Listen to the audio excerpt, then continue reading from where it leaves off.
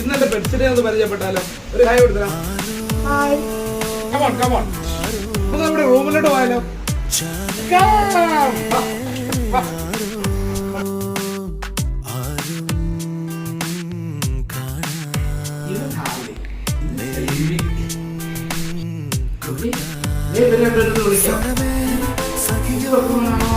സഹയാത്രികയോ നിഴലോ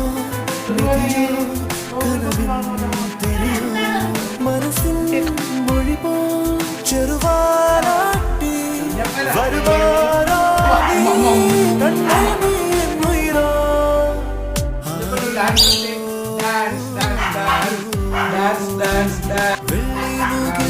കുഞ്ഞു പോലെ